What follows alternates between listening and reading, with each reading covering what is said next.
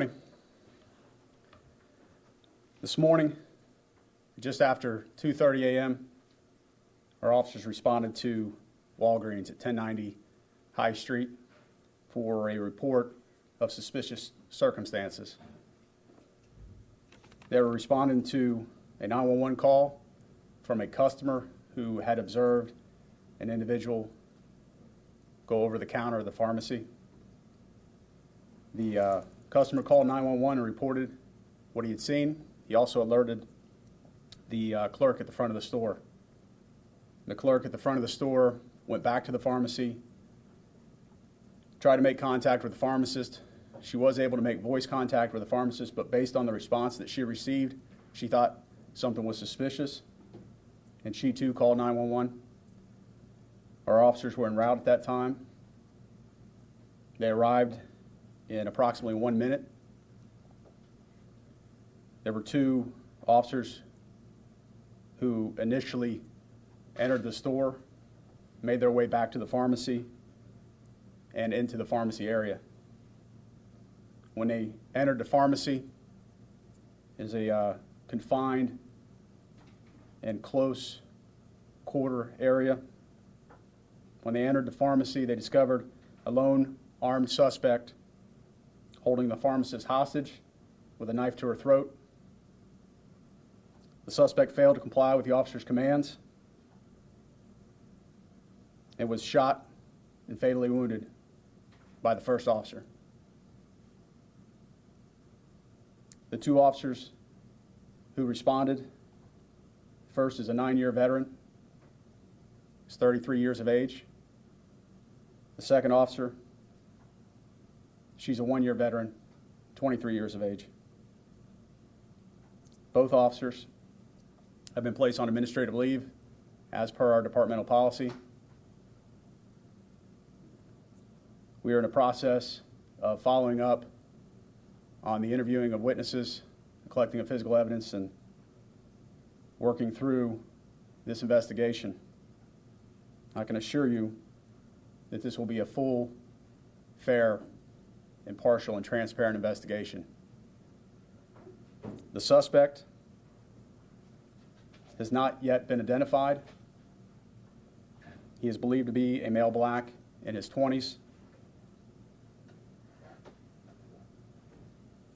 At this time, there's no additional information that we're going to release.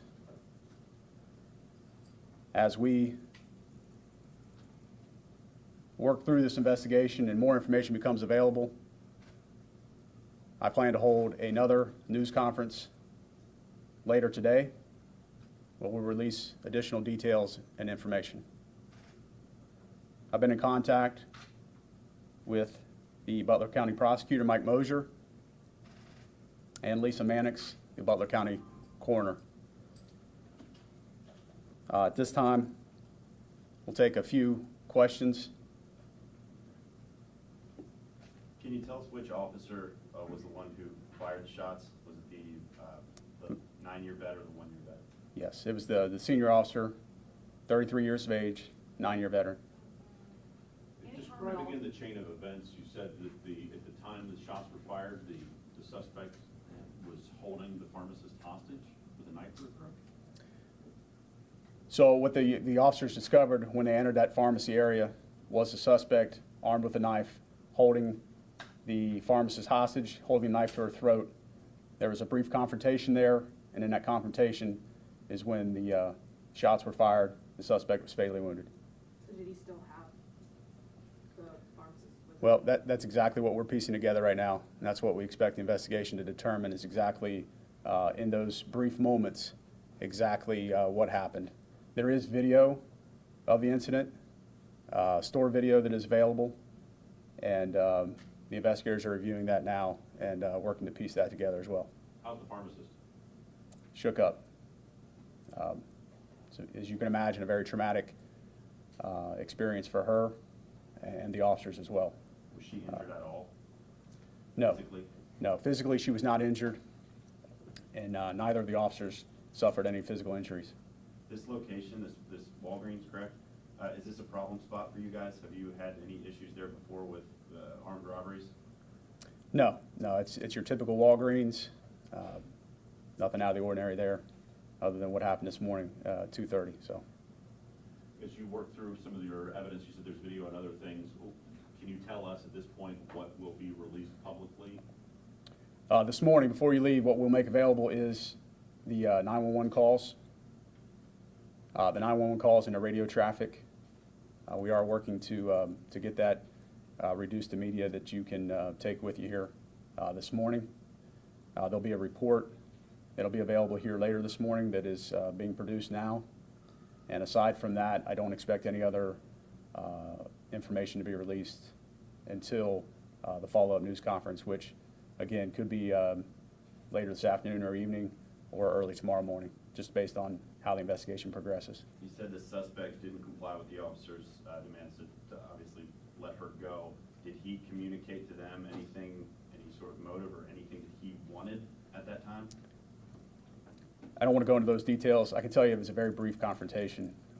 We're talking about a matter of moments, but again, that's what the investigation is going to determine, is exactly what took place in those very brief moments. Details of the suspect was shot? Where? Yeah. No, not at this time.